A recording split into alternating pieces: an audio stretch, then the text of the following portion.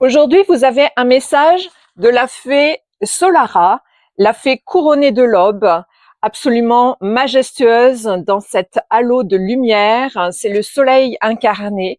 Elle est déjà venue dans une précédente guidance. Donc, c'est vraiment laisser parler son soleil intérieur et elle correspond à faire en sorte que nos décisions soient alignées complètement, le corps, cœur, âme, esprit. Euh, je vous l'avais dit dans une guidance précédente, j'ai l'impression que c'est la suite.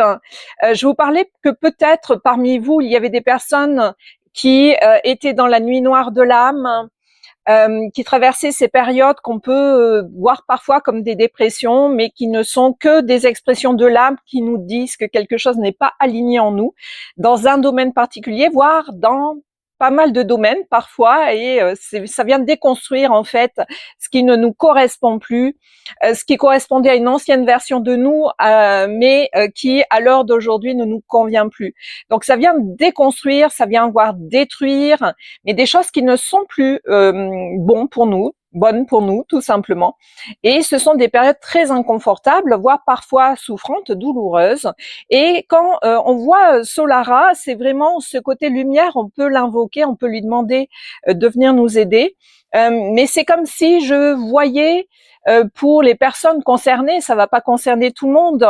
Il y a différents cas de messages, mais pour les personnes concernées, c'est comme si je voyais le tunnel, comme si vous étiez au milieu du tunnel, sur la fin, et il y a la lumière au bout.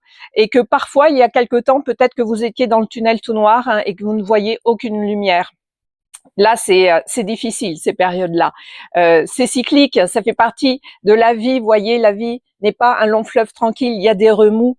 Je vois le rafting, vous voyez, j'ai des images de rafting où on est sur le canoë gonflable, on voit les rochers et on se dit, oh là là, on va aller se fracasser contre les rochers.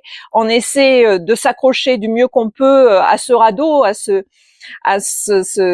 canoë, et finalement, on émet des intentions de s'en sortir, et puis on passe et on retrouve une rivière un peu plus tranquille.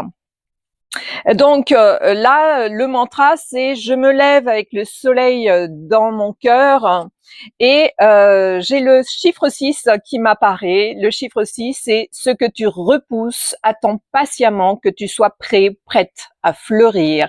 Il y a une notion de patience, l'univers trame des choses positives pour vous, et juste faire confiance.